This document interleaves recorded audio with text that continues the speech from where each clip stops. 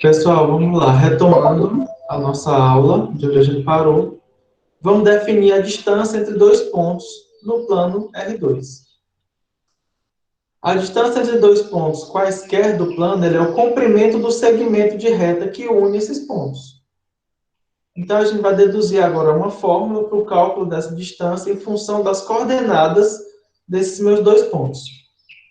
Então, sejam esses dois pontos P1 e P2, está aqui, ó, x1 e y1, as coordenadas de P1, x2 e y2, as coordenadas de P2. A distância entre eles, eu vou chamar de D, que ele é o comprimento do segmento de reta P1, P2, e pode ser calculado usando o teorema de Pitágoras. Vamos colocar isso no gráfico. Olha aqui, ó. O ponto P1 tem coordenadas x1 e y1, para gerar aqui o P1. O ponto P2 tem coordenada x2, y2. Se eu prolongar bem aqui ó, o y1, ó, isso aqui gera um triângulo retângulo, onde o D, que é a distância de P1 a P2, é a hipotenusa desse triângulo. Então, a distância ao quadrado, que é esse aqui, a hipotenusa ao quadrado, é esse cateto ao quadrado mais esse outro cateto ao quadrado. Esse tamanho bem aqui, ó, ele é x2 menos x1. Esse tamanho aqui, ó, ele é y2 menos y1.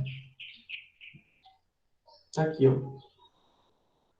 Então, o quadrado da hipotenusa é a soma dos quadrados dos catetos.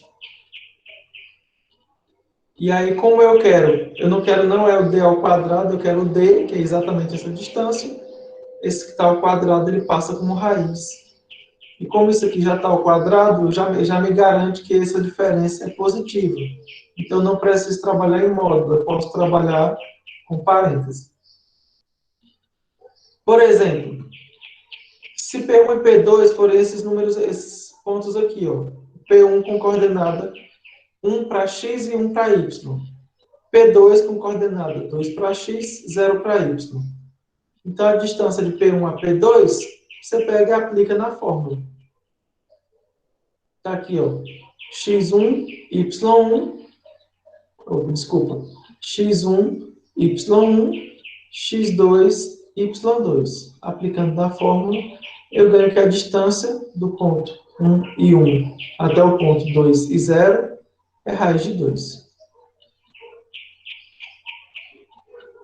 Aí, aqui a gente consegue deduzir uma fórmula que me dá a distância de qualquer ponto do plano até a origem.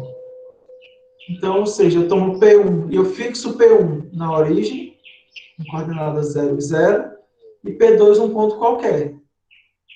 E aí a gente ganha direto que a distância de qualquer ponto à origem basta porque eu jogo as coordenadas aqui dentro. Em outras disciplinas, por exemplo, em álgebra linear, em geometria analítica, a gente chama isso aqui de vetor, que ele faz a relação de um ponto qualquer com a origem, e a gente define lá a relação vetorial, e isso aqui é o comprimento do vetor. Vamos fazer uma observação. Se f é uma função, então a gente pode formar a equação da seguinte forma. Uma f grande de xy é igual a y menos f de x.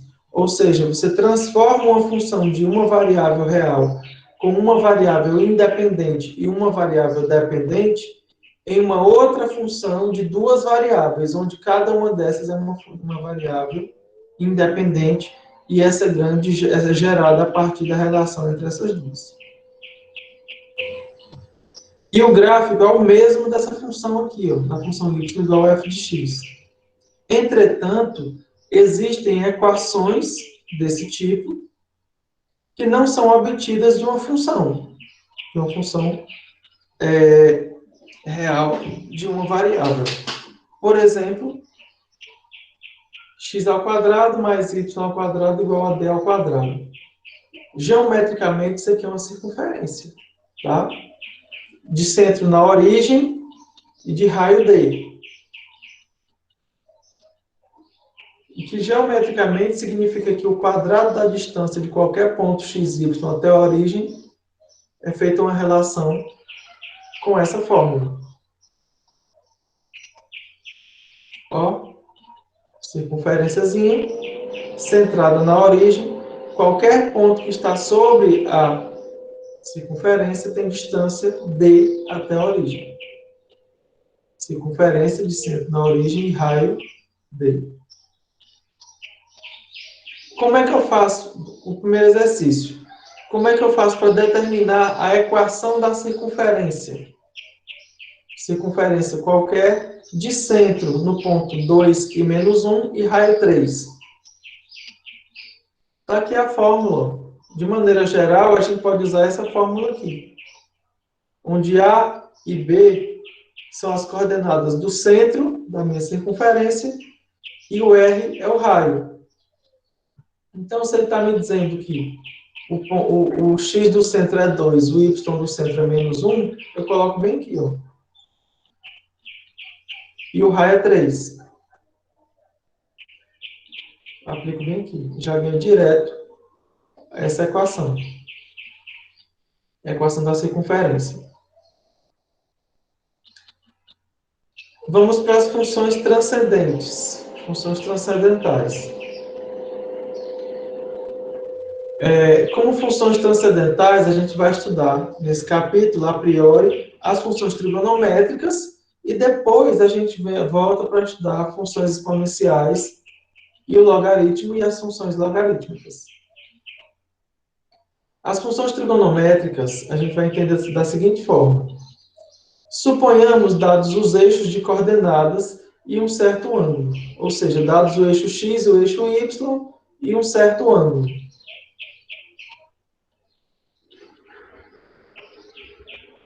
Seja xy um ponto qualquer fora da origem, um ponto qualquer dessa minha reta aqui, ó. E aí eu defino P aqui, para determinar esse ângulo alfa. Então, a distância de xy até a origem, como a gente já viu anteriormente, é dado por essa fórmula aqui. E eu defino, e essa fórmula aqui, ela faz essa relação com a hipotenusa. Vem aqui, ó. E eu defino o seno de alfa como sendo o y, que é o cateto oposto ao ângulo, dividido por r, que é o raio. Que é essa relação aqui, ó. Então, a gente já consegue, lá de geometria, a gente consegue dizer que o seno desse ângulo é o cateto oposto pela hipotenusa. Cateto oposto, isso é a definição de seno. Então, o cateto oposto é o y, a hipotenusa é esse r, e o r é quem? É raiz quadrada de x ao quadrado mais y ao quadrado. E o cosseno? O cosseno ele é o cateto adjacente, que é o que está aqui do lado do ângulo, dividido pela hipotenusa. Então, vai ser o x dividido por raiz quadrada de x ao quadrado mais y ao quadrado. E a gente consegue concluir, pessoal, vamos mostrar agora, que o valor do seno não depende da escolha do ponto sobre a reta. Desde que eu pegue qualquer ponto sobre a reta que gera o ângulo, qualquer ponto que eu pegar aqui, ó, em cima da reta, que gera esse ângulo, o que faz criar o valor do seno é justamente a relação cateto oposto por cateto adjacente, e não o ponto onde eu pego. Aqui, ó, está bem definido essa relação. Analogamente, isso também vale para o cosseno. As variações do seno e cosseno fazem uma relação com o ponto P, x, y. Dependendo de onde esse ponto esteja, localizado no plano cartesiano. Se esse ponto P, de coordenadas x e y, está no primeiro ou no segundo quadrante, ou seja, o y é positivo. Se ele está aqui, ó, ou se ele está aqui, ele está na parte que o y é positiva. No primeiro quadrante, o x é positivo, no segundo quadrante, o x é negativo. E aí você consegue fazer uma relação do valor das variações do seno e do cosseno. Vamos para mais uma definição. Seja π a área de um círculo de raio 1. Vamos escolher como unidade de ângulo aquela cujo ângulo raso mede π vezes essa unidade. Tal unidade é chamada de radiano. Então ele faz uma definição, porque para a gente a maneira mais usual de calcular o ângulo é medido em grau. Só que existe uma outra medida, uma outra forma de calcular ângulo, que é medida em radianos, que é quando você faz aquela relação de regra de 3. Um ângulo raso, pessoal, mede 180 graus. Então, você faz a relação de que 180 graus está para π, assim como uma outra medida em graus está medida para relação em radianos. E você consegue fazer uma conversão de grau para radiano ou de radiano para grau utilizando uma regra de 3. Então, ó, a gente consegue usar essa tabelazinha. Ó. Aqui, ó, quando o ângulo for 0, o seno é 0, o cosseno é 1. Π sobre 6, como π corresponde a 180 graus, π sobre 6 é 30 graus. Então, em 30 graus, o seno é 1 meio cosseno raiz de 3 sobre 2. Π sobre 4 é 45 graus. Em 45 graus, o seno é a raiz de 2 sobre 2, cosseno igual a raiz de 2 sobre 2 também. Π sobre 3 é 60 graus. Em 60 graus, o seno é a raiz de 3 sobre 2, o cosseno é 1 meio. Então, a gente já consegue a seguinte relação. Para ângulo variando de 0 a 90 graus,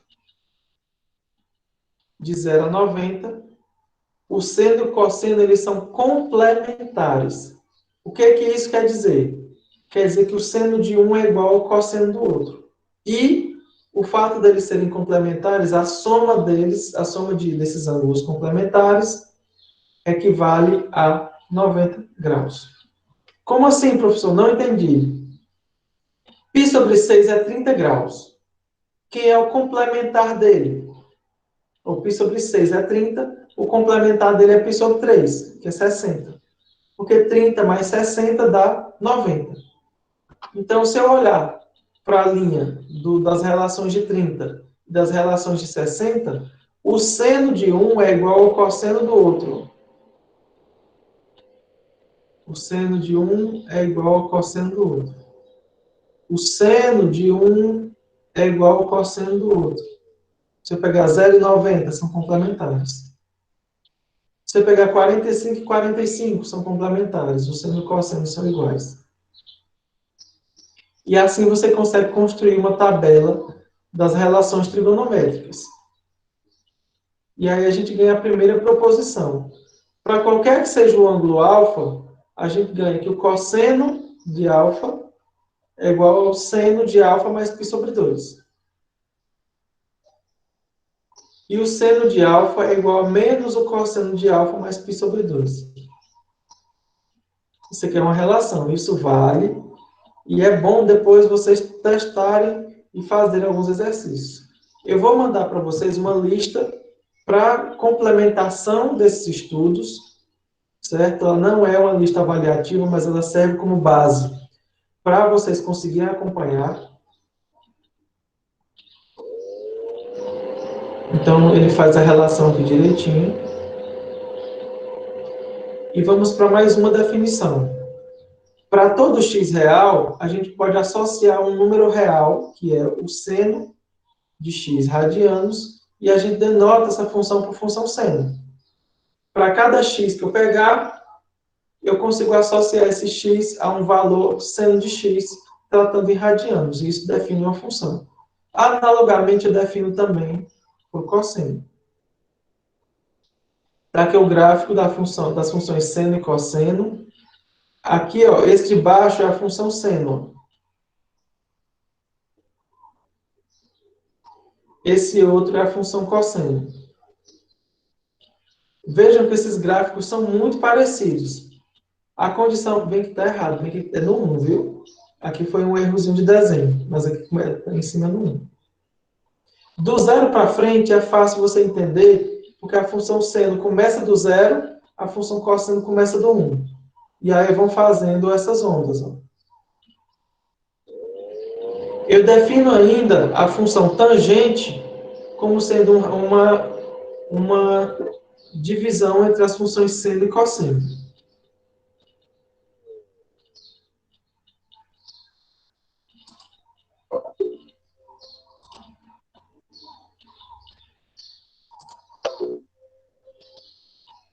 Está aqui o gráfico da função tangente. A função tangente não está definida onde o cosseno for zero. Então, olha aqui os pontos onde é que o cosseno é zero. É onde ele toca no eixo x. O cosseno é zero em menos π sobre 2, em π sobre 2, em 3π sobre 2,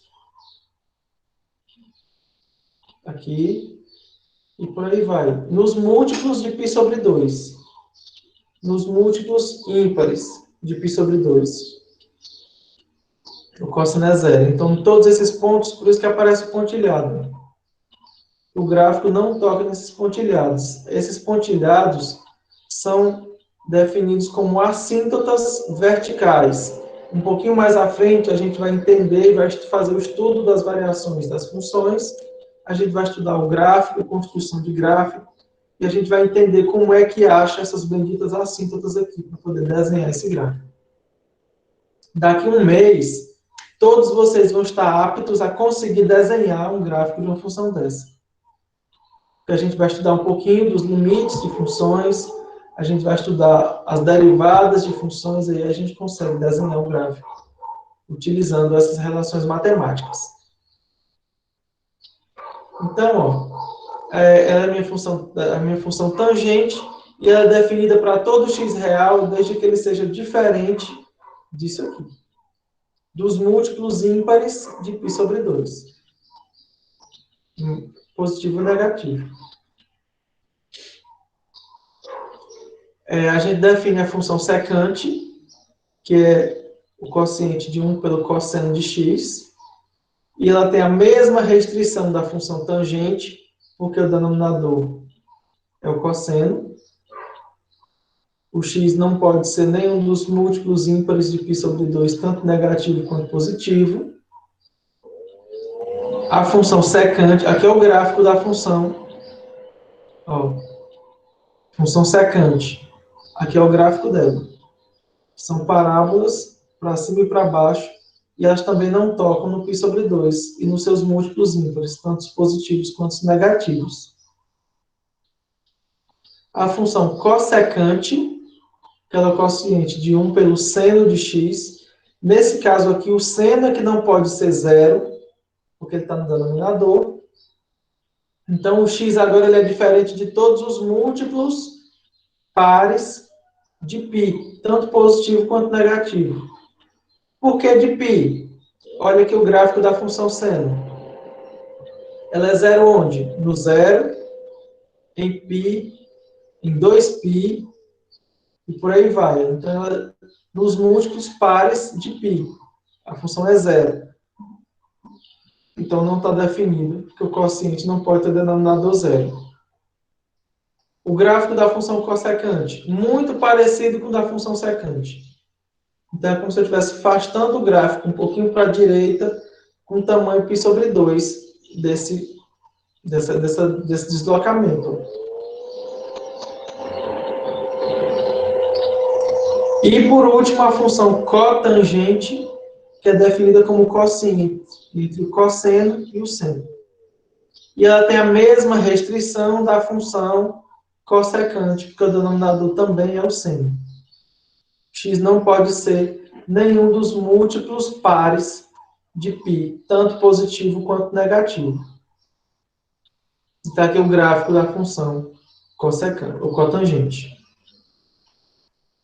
Em resumo, pessoal, o significado geométrico das funções trigonométricas, ela pode ser visto com essa função aqui, ó, ou nesse gráficozinho,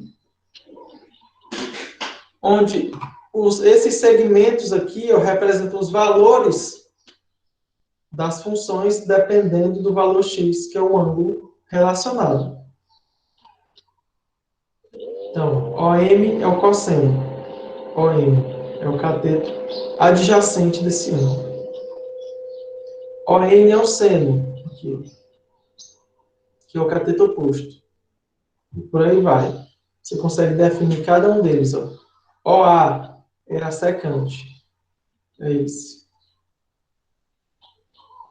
OB, cossecante. Aqui. HC é cotangente. Aqui, ó. E QD é tangente. Que é isso aqui.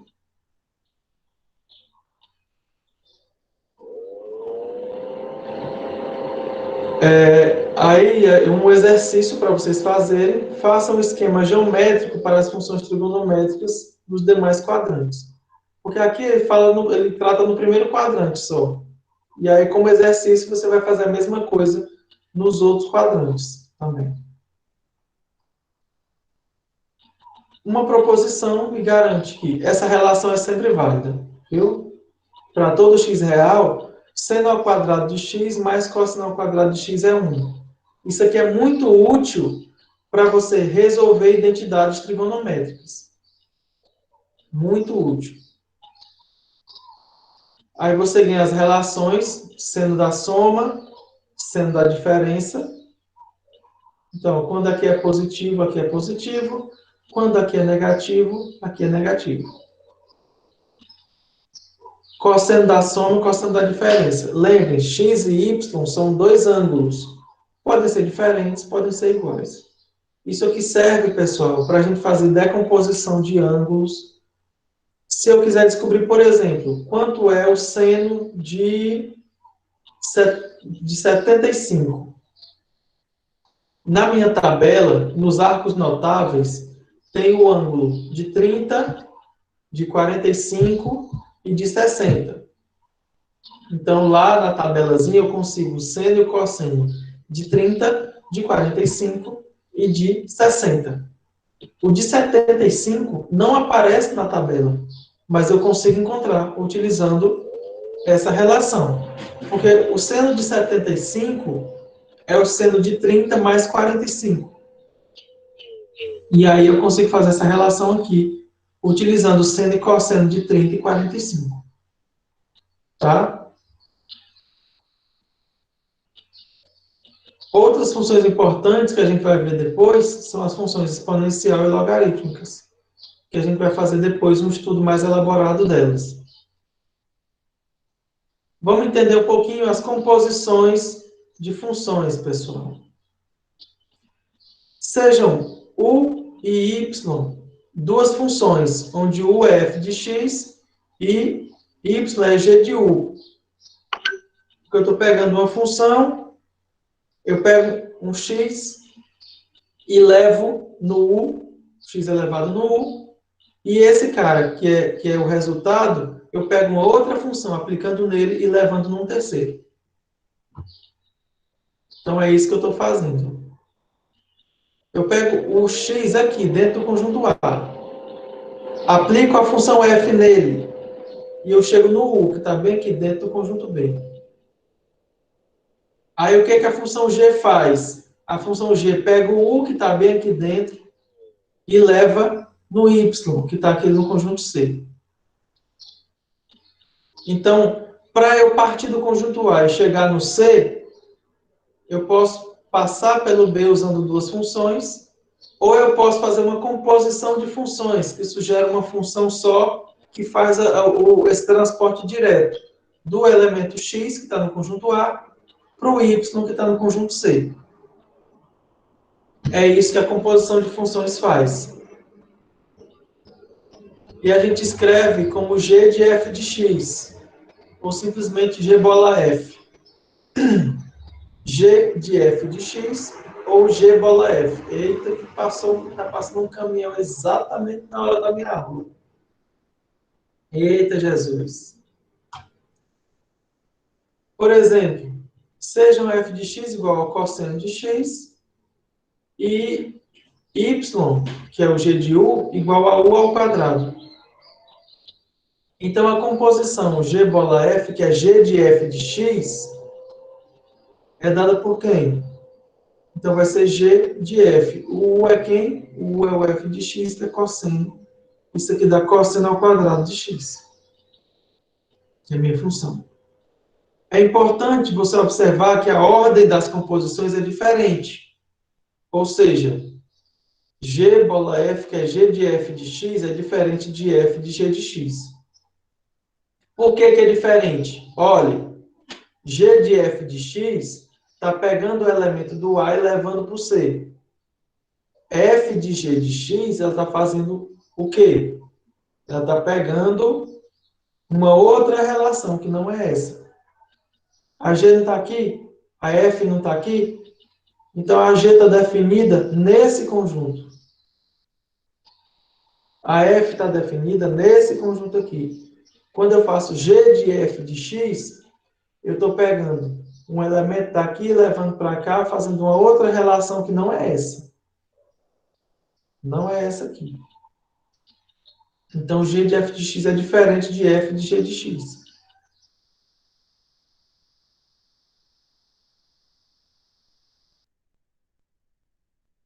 Ó, y igual a f de u é cosseno de u. U é que é g de x, é x ao quadrado. E aí você ganha o seguinte, ó, f de g de x é o f de x ao quadrado. Então, é cosseno de x ao quadrado, que é diferente de cosseno ao quadrado de x. Esse quadrado está no cosseno todo. Esse quadrado está só no x. Então, são diferentes. Aqui tem mais um exemplo para comprovar que que a ordem da composição torna as funções diferentes. Vamos definir nossas funções inversas. Para definir funções inversas, pessoal, a gente necessita de alguns conceitos preliminares. Eu preciso definir uma característica de função, uma função f de a em b, ou f de a b em r.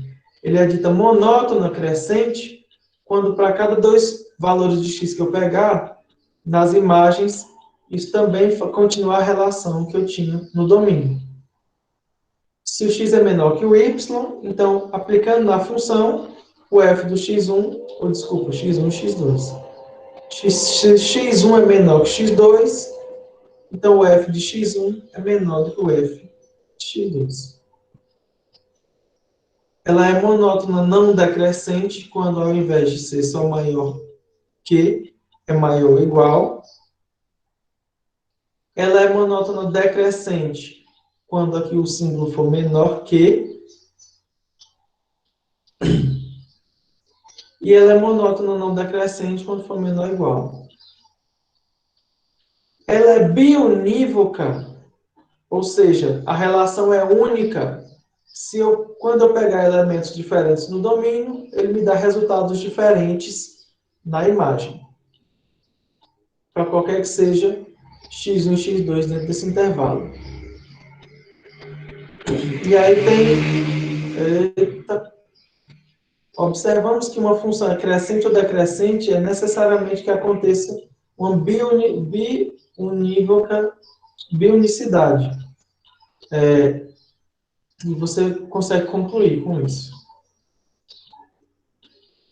Então, ó, eu defino uma FA-1 como função inversa. Esse menos 1 aqui não é expoente, tá? Esse menos 1 aqui é notação, porque minha função é definida como inversa, ou seja, x igual a FA-1 de y. E quando você faz a composição da função identidade, aqui. Então, vocês vão ler depois com mais calma, vão estudar direitinho, para entender como é que funciona. tá? Um exemplo, seja y f de x como sendo 2x mais 1. Então, você fazendo o estudo direitinho da função, você ganha que a função é crescente. Por quê? Porque se eu tomar x1 menor que x2... Ah, beleza, Ana Lara avisou que Clara precisou sair. Tudo bem. Se x1 for menor que x2, 2x1 com certeza é menor que 2x2, e aí vale essa relação, somando mais 1. E a função inversa dela é quando você faz x igual a f a menos 1. Então, quando você pega e faz y igual a 2x mais 1, e você isola o x, então você passa o 1 que está somando para o outro lado, vai ficar y menos 1, passa esse 2 que está multiplicando e vai dividindo. Então, você ganha que a função inversa é x igual a y menos 1 sobre 2. Aqui tem mais um exemplo, vocês vão olhando direitinho aí, que depois a gente vai fazer alguns exercícios. Então, nossa próxima aula, aqui são exemplos resolvidos, que aí vocês vão dar uma olhada com mais calma, tá? Que aí é onde ele define as funções inversas das trigonométricas, que é a função arco-seno, que é inversa do seno, arco-cosseno, que é inversa do cosseno, e por aí vai. E aqui as operações com funções, que é para a gente concluir nossa aula de hoje. Assim como eu consigo definir para números reais, eu consigo definir também para funções. Então, eu consigo definir a soma ou a subtração de funções. Eu consigo definir o produto de funções, certo? E olhem para essas funções como sendo os valores definidos na imagem. Porque quando eu aplico o x aqui, aqui e aqui, tudo isso vira número. Então faz sentido eu pensar nisso. E na divisão, desde que o g de x seja diferente de zero. Então tá aqui, ó, a relação. Você consegue fazer isso. E características de função. Minha função é dita par quando f de x é igual a f de menos x. Minha função é dita ímpar quando o f de x é menos o f de menos x. E aí você consegue, como exemplo, mostrar que a função cosseno é a função par, que a função seno é a função ímpar. E aí você ganha alguns exercícios, que esses aqui são os exercícios da atividade avaliativa 2, que é para ser entregue no dia 8 de fevereiro. Vocês vão fazer essas 5 primeiras questões aqui. Ó. Vocês vão estudar esse capítulo 2 e vão fazer primeira, segunda, terceira, quarta e quinta questão. Essa é a dia 4. Oi? Eu acho que tá para entregar até o dia 4 de fevereiro, se não me engano. Não, dia 8. Postei hoje, já te postei hoje, ela. Dia 8. Que são essas 5 questões aqui. Então, daqui para o dia 8, tem 2 semanas.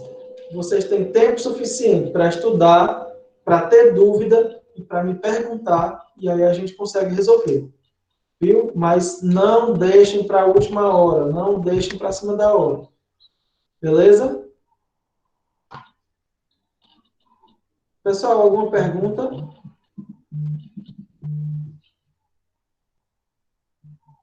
Se não, eu vou encerrar aqui a gravação para o vídeo não ficar muito grande, viu? E a gente continua na próxima aula.